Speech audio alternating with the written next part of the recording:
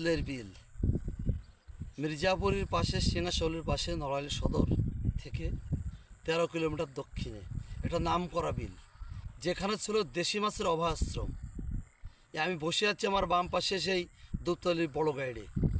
এই গাড়ির পানি কখনো শুকোতো না, আর এখানেই ছিল মাছের অভয়াশ্রম। আর এইখান থেকেই সারা বছর মাছ উৎপাদিত হতো। অত্র এলাকার মাছ, এই দেশি মাছ, অত্র এলাকার লোক এই দেশি মাছ খেত। কিন্তু আজ কালের বিবর্তনে সবই হারিয়ে গেছে। আমি সেই দুধতলি বিলে একদম মাঝখানে বসে আছি, একটা কুড়ের ভিতর, ঘেরের কুড়ের ভিতর।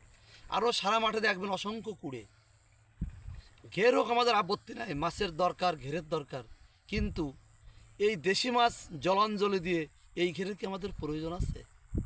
দেশি মাছ থেকে যে পরিমাণ আমরা আমিষ পেতাম, যে পরিমাণ আমরা শরীর চাপ পরিচালনার জন্য খাদ্যগুণ পেতাম, সেটা এখন আর পাচ্ছি না। হাইব্রিড মাছ, কার্প জাতীয় মাছ, এই মাছকে আমরা খেতে অভ্যস্ত বলুন না। আমরা এই হাইব্রিড মাছ খেতে খেতে আজ আমরা রোগাক্রান্ত হচ্ছি, আমাদের শরীর ফুলে যাচ্ছে, আমাদের বিভিন্ন রোগ ব্যাধি দেখা যাচ্ছে। আজ যে দেশি মাছ কালের বিবর্তনে হারিয়ে যাচ্ছে। এই দুধপাতলের বিলে এখন আমরা আসছি। দুধপাতলের বিলে আমার নিজস্ব ঘেরটা আপনারা দেখছেন। এই দেখেন, ঘেরটা এখনই মাছ ছাড়া হবে কিছুদিনের ভিতরেই। এই যে আমার ঘেরটা আপনারা দেখছেন।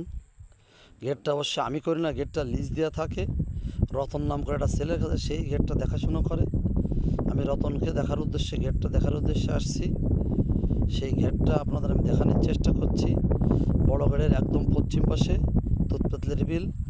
এটা সিংহশৌলপুরীর পূর্ব পাশে, মির্জাপুরের দক্ষিণ পাশে, বড়কলোর পূর্ব পাশে এই বিলটা অনেক নাম করা বিল। আমি সেই ঘেরটা দেখতে পাচ্ছেন।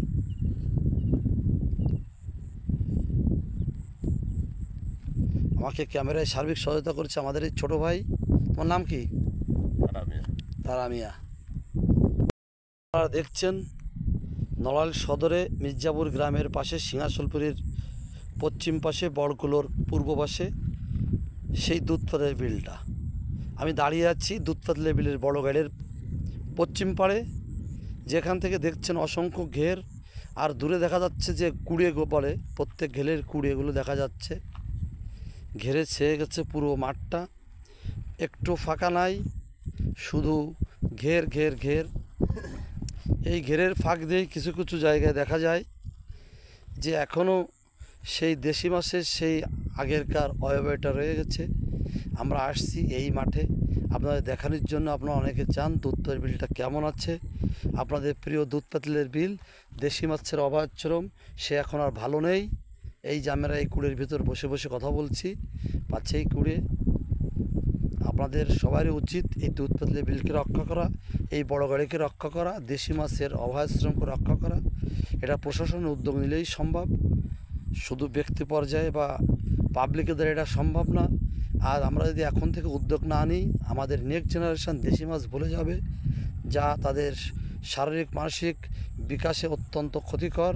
দেশি মাছ বিশাল উপকারী শরীরের জন্য, সেটা অন্য একদিন বলবো। ধন্যবাদ, ভালো থাকবেন। আমাদের রেজাউল হক, ইস্টার্ন লাইব্রেরি, নড়াইল। সবাই আমাদের পাশে থাকবেন।